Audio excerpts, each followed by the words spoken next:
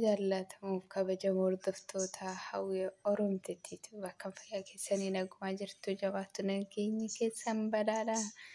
Nagaa kootii nagaan korraafaadhaan isiniin jedha har'as deebi'ee dhufeera. Ana hawwii Oromtiitti tuubii har'a hawwiin maal qabattee dhufte jechuun keessanii nafuu kan hin qabadhee dhufe. Gidduu kana viidiyoo yuutuubii irraa sifachi miidiyaa irra oofaa jiran jechuudha. Waa'ee Sa'iidii fi Hayyuuti jechuudha. Dabalatee immoo warra isaa jalqabaa Sumayyaadha jechuudha. Hayyuun akka malee Sa'iidiin jaallattee jirti jechuudha. Amma yoona fuuteetta hin taane ergi dura Yemannaan deema jettee ani immoo karaa lafaa dhaqee achitti seega jechuudhaan dirree dawaa waan iddoo ta'e geesse deebite jedhanii achi deebisan jedhanii bakka sababii kootiif jettee yoo of ajjeeftetti ta'e waan tokkorra buutetti ta'e maatiin isheellee nan dhiisu kan jedhu Sa'iidii dhaqee deebisee furmaanni jiru fuudhuma waan ta'eedhaaf achi deebisee sin geggeessa jedheeni jechuudha. Qalabatii godheefii jira jechuudha Hayyuudha. Akka malee gammaddee Sumayyaan immoo yeroo jalqabaa gara Hayyuu dubbataa turte jechuudha. Ani ilmoo shamarran qabaa bor ilmoo koroo waan ga'u waan ishee mudatu hin beeku jechuudhaan dubbataa turte jechuudha. Hayyuu deeggaraa turte jechuudha. Amma immoo Sa'iid utuu gara Yamanitti hin deebiin waan as turuudhaaf Itoophiyaa keessa jechuudha. Damma dhadhaa bitee utuu Hayyuudha qalabatiin kaa'anii fi utuu warra isaatiif jechuudha. Damma dhadhaa bitee nama Yamaniin deemutu jira natti fakkaata. Ergeef jechuudha. Erginaafi maal jetti Hayyuun waatti gootee naaf ergitaniitu waan yoo ta'e maalinarraa beekaa isinumti bulbulaa dhugaa jettee Iyyaasuudhaaf sagalee qabde jechuudha.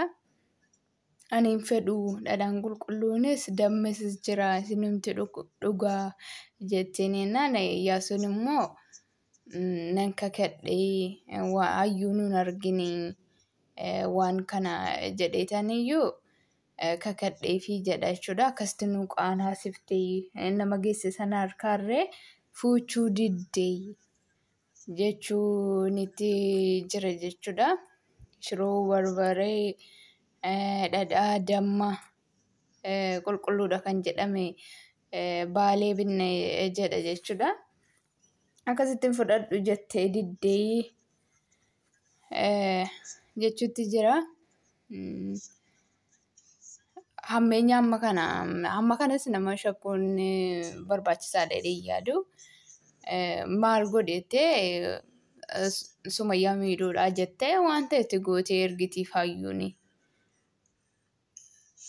Qiimii amma kana walirraa hin qabanu waliin beekanu miidiyaa irratti wal beekanii aarteeti kana dubbatte malee shakkii amma kanaas qabdeedhee yaadu jechuudha.